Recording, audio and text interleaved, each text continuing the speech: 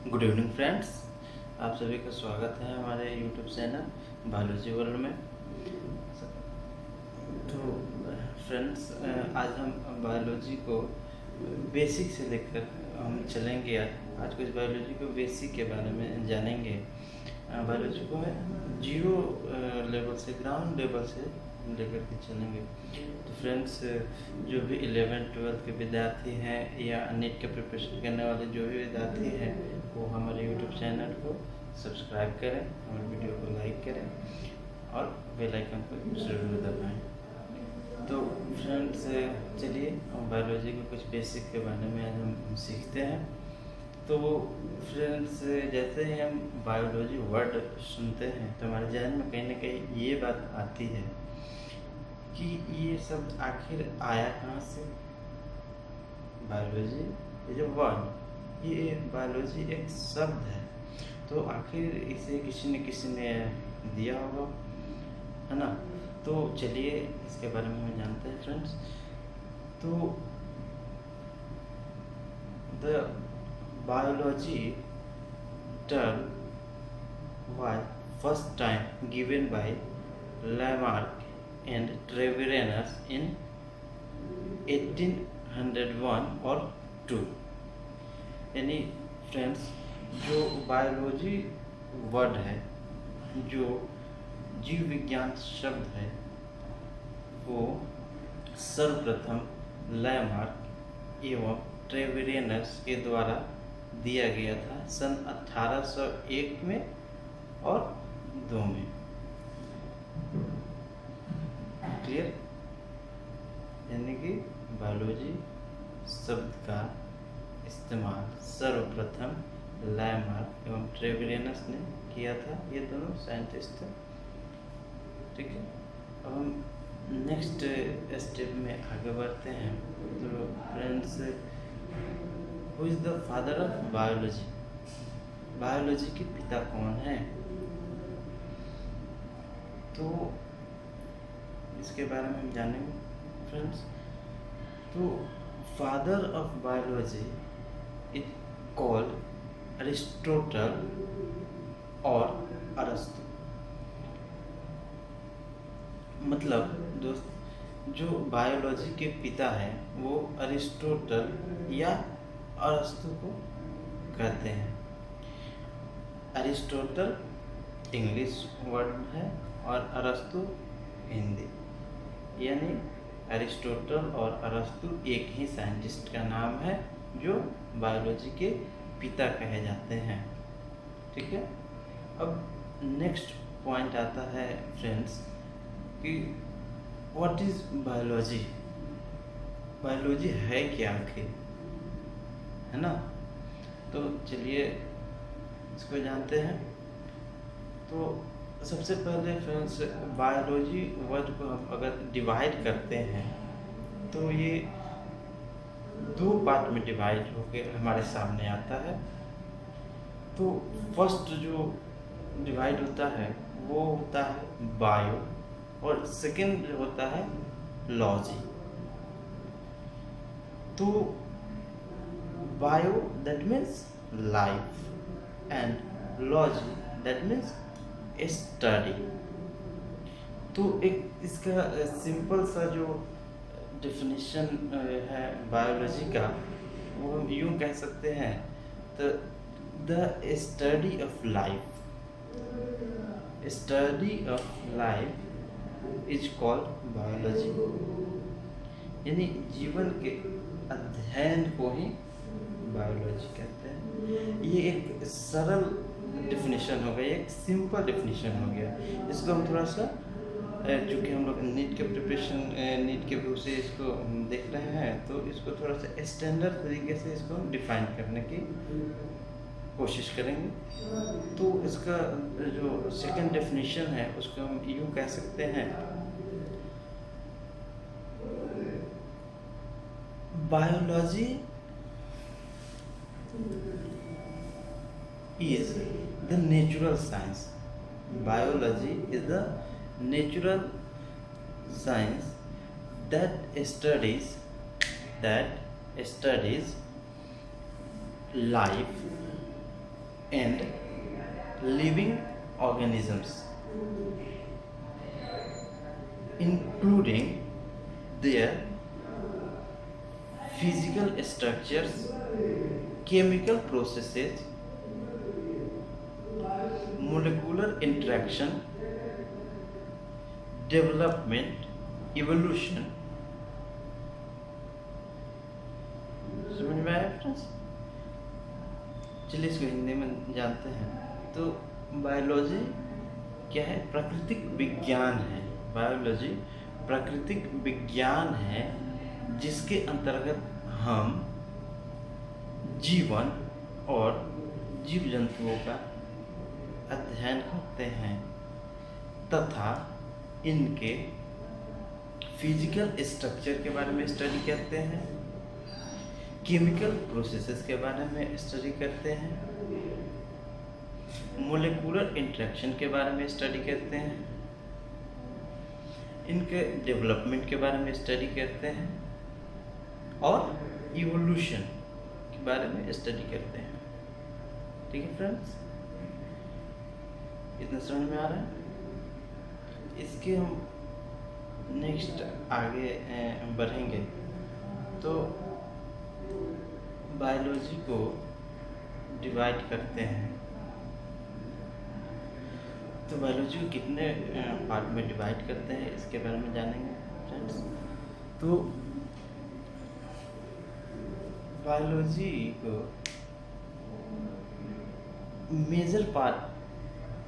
Major view से देखें तो therefore 3 major branches of biology, यानी बायोलॉजी को मेजर तरीके से अगर डिवाइड करते हैं तो इसको 3 पार्ट में डिवाइड करते हैं। कौन कौन से पार्ट्स होते हैं? फर्स्ट हम लोग का आता है जूलॉजी, सेकेंड आता है बॉटनी, एवं थर्ड जो आता है वो होता है माइक्रोबायोलॉजी। ठीक है, तो चूँकि हम 11-12 के बेसिस पे यहाँ पे हम स्टडी कर रहे हैं तो यहाँ पे हम 2 पार्ट्स को लेकर चलेंगे जो हमारे लिए इम्पोर्टेंट है। वो है जूलॉजी एवं बॉटनी। माइक्रोबायोलॉजी को हम यहाँ पे छोड़ देंगे, माइक्रोबायोलॉजी के बारे में हम स्टडी नहीं करेंगे, ये हमारे सिलेबस में। ठीक है, तो चलिए आगे हम जानते हैं जूलॉजी के बारे में। फर्स्ट जो आता है जूलॉजी। तो जूलॉजी क्या है? Who is the father of zoology? Friends, यहाँ पे ध्यान देने वाली बात है friends, father of zoology is called Aristotle और अरस्तु। जूलॉजी के पिता एरिस्टोटल या अरस्तु को कहते हैं। यहाँ पे ध्यान दीजिए फ्रेंड्स, अगर हम बात करें who is the father of biology, तो फादर ऑफ बायोलॉजी भी अरस्तु या एरिस्टोटल को कहते हैं, और who is the father of zoology तो भी एरिस्टोटल या अरस्तु को कहते हैं। ठीक है फ्रेंड्स, अब चलिए देखते हैं व्हाट इज जूलॉजी। जूलॉजी है क्या? तो इसको डिफाइन करते हैं फ्रेंड्स। तो zoology is the branch of biology that study animal। Zoology biology की एक शाखा है जिसके अंतर्गत हम जंतुओं के बारे में अध्ययन करते हैं। ठीक है फ्रेंड्स, क्लियर? अब हम फ्रेंड्स नेक्स्ट चलते हैं बॉटनी के बारे में। तो who is the father of botany, ये फर्स्ट प्रश्न आता है हमारे सामने। तो father of botany is called Theophrastus. ठीक है फ्रेंड्स, तो बॉटनी के पिता कौन है? तो बॉटनी के पिता थियोफ्रेस्टस है। अब इसको हम डिफाइन करेंगे, व्हाट इज बॉटनी। तो botany is the branch of biology that studies plant. ठीक है, तो बॉटनी जीव विज्ञान की वह शाखा है जिसके अंतर्गत हम पेड़ पौधों के बारे में अध्ययन करते हैं। ठीक है फ्रेंड्स, क्लियर। अब फ्रेंड्स हम लिविंग और नॉन लिविंग के बारे में कुछ जान लेते हैं। ये होते क्या है, लिविंग और नॉन लिविंग, इनके क्या कैरेक्टर क्या होते हैं जो लिविंग को नॉन लिविंग से डिफ्रेंशिएट करते हैं, है ना। तो चलिए फ्रेंड्स देखते हैं। तो लिविंग में कुछ कैरेक्टर पाए जाते हैं जो नॉन लिविंग में नहीं पाए जाते हैं, वो इनको नॉन लिविंग से क्या करता है, डिफ्रेंशिएट करता है, अलग करता है। तो ये कैरेक्टर क्या क्या है ये देखते हैं। तो कुछ एग्जाम्पल के तौर पे देखते हैं। फर्स्ट आता है ग्रोथ। लिविंग जो भी है उसमें ग्रोथ होता है, ग्रोथ। सेकेंड आता है मूवमेंट। लिविंग क्या है, मूवमेंट करता है। थर्ड रिप्रोडक्शन यानी जनन। लिविंग क्या करता है, जनन करता है। फोर्थ है लिविंग में सेलुलर ऑर्गेनाइजेशन होता है जो नॉन लिविंग में नहीं पाया जाता है। फिफ्थ है metabolic reaction. Metabolic reaction, living में मेटाबॉलिक रिएक्शन पाया जाता है, नॉन लिविंग में मेटाबॉलिक रिएक्शन नहीं पाया जाता है। और सिक्स जो है वो सबसे इम्पोर्टेंट कैरेक्टर है लिविंग का, वो है रिस्पॉन्सिवनेस या स्टिमुलेशन। बाहरी वातावरण के प्रति जो स्टिमुलेशन होता है, रिस्पॉन्सिवनेस होता है, वो नॉन लिविंग में नहीं पाया जाता है। अब हम एक एक करके जो है उसको हम डिफाइन करेंगे। अगर हम ग्रोथ की बात करें, ग्रोथ की अगर बात करें तो जाहिर सी बात है, लिविंग विंग्स है तो ग्रोथ होता है। ठीक है, ग्रोथ का मतलब क्या हुआ, हमारे शरीर में या लिविंग बीइंग के शरीर में क्या होता है, सेल डिवीजन होता है। और सेल डिवीजन के द्वारा क्या होता है, हमारे शरीर का ग्रोथ होता है। ये प्लांट है उसका भी ग्रोथ होता है, उसके हाइट में, वेट में ये ग्रोथ होता है।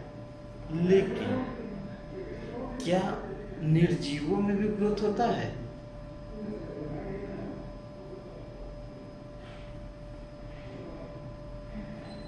तो एक एग्जांपल हम यहाँ पे आपको दे रहे हैं। सपोज दैट एक रेत का टीला है, एक कोई कहीं रेत जो है, रेत का पहाड़ है, टीला है। अगर तेज हवा चले तो क्या होगा, इस पे कुछ और रेत आकर के ऊपर इकट्ठा हो जाएंगे, तो कहीं ना कहीं ग्रोथ उसमें हो रहा है, उसका भी क्या है, आकार बढ़ रहा है। आकार बढ़ रहा है, दैट मीन्स ग्रोथ उसमें हो रहा है। तो ग्रोथ नॉन लिविंग में भी तो हो रहा है, लेकिन जो नॉन लिविंग का जो ग्रोथ है वो लिविंग के ग्रोथ से बिल्कुल अलग होता है। तो ये कैसे अलग होता है? तो फ्रेंड्स, अगर लिविंग की बात करें तो लिविंग बीइंग का जो भी ग्रोथ होता है वो इंटरनल होता है, यानी सेल डिवीजन किया शरीर के अंदर और उसके बाद जो है ग्रोथ हो रहा है। लेकिन अगर हम रेत के टीले की ग्रोथ की बात करें तो उसका ग्रोथ कैसे हुआ, उसके बाहरी सतह पे, बाहरी उसका जो परत है उस पे और भी कण आकर के इकट्ठा हुए, तब उसका ग्रोथ हुआ। यानी जो नॉन लिविंग का ग्रोथ है वो बाहरी सतह पे ये धूल कण के या रेत के इकट्ठा होने से ग्रोथ हुआ। और जो लिविंग में जो ग्रोथ है वो सेल डिवीजन के कोशिका विभाजन के फलस्वरूप हुआ। तो लिविंग बींग्स का जो भी ग्रोथ है वो इंटरनल होता है और वो सेल डिवीजन के विभाजन, ये कोशिका विभाजन के फलस्वरूप होता है। और नॉन लिविंग का जो होता है वो बाहरी सतह से होता है ग्रोथ। ठीक है। दूसरा आता है रिप्रोडक्शन। क्या सभी जीव रिप्रोडक्शन करते हैं? कैरेक्टर तो है, लिविंग का कैरेक्टर है रिप्रोडक्शन, लेकिन क्या सभी लिविंग बीइंग रिप्रोडक्शन करते हैं? हम एग्जाम्पल ले रहे हैं फ्रेंड, म्यूल। म्यूल उसमें जो है रिप्रोडक्शन नहीं होता है। तो आखिर ये म्यूल आते कहाँ से, जिसको हम हिंदी में खच्चर बोलते हैं, वो आते कहाँ से? तो घोड़ा, हॉर्स एवं गधा ऐस के क्रॉस से म्यूल का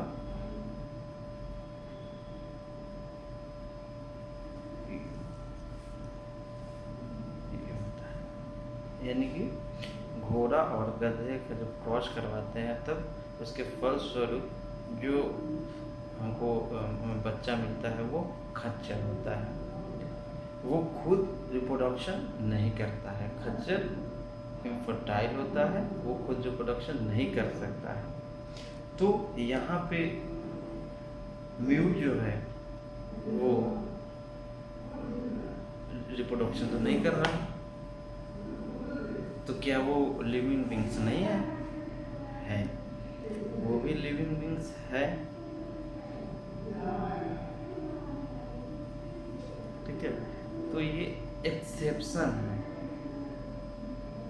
और आपका एक्सेप्शन देंगे। जो मधुमक्खी का छत्ता होता है, तो मधुमक्खी के छत्ते में जो वर्कर्स बीज होती है वो भी इसी के एग्जाम्पल का एक हिस्सा है। तो फ्रेंड्स ये ध्यान देने वाली बात है, इसको याद रखिएगा आप लोग। ठीक है। लिविंग बीइंग का सबसे इम्पोर्टेंट जो कैरेक्टर होता है वो होता है रिस्पॉन्सिवनेस या स्टिमुलेशन, जो प्रत्येक लिविंग बीइंग्स में पाया जाता है और नॉन लिविंग बीइंग्स में बिल्कुल नहीं पाया जाता है। तो याद रखिएगा फ्रेंड, सबसे इम्पोर्टेंट जो लिविंग बीइंग्स का कैरेक्टर है वो है रिस्पॉन्सिवनेस। चलिए फ्रेंड्स, तो आज के लिए इतना है बस। अगर हमारी वीडियो आपको पसंद आए तो हमारी वीडियो को लाइक ज़रूर करें और जो भी आपके फ्रेंड्स हो जो 11th-12th या मेडिकल का प्रिपरेशन कर रहे हो उनसे शेयर करें, ज़्यादा से ज़्यादा शेयर करें। हमारे YouTube चैनल को सब्सक्राइब करना ना भूलें, क्योंकि हम मेडिकल प्रिपरेशन के नीट प्रिपरेशन के पर्पज़ से 11th-12th के सिलेबस को कवर करते हुए हम नए वीडियो के साथ आप लोगों के समक्ष उपस्थित रहेंगे। ठीक है फ्रेंड, तो वीडियो को लाइक और शेयर जरूर करें और फिर मिलेंगे न्यू वीडियो के साथ।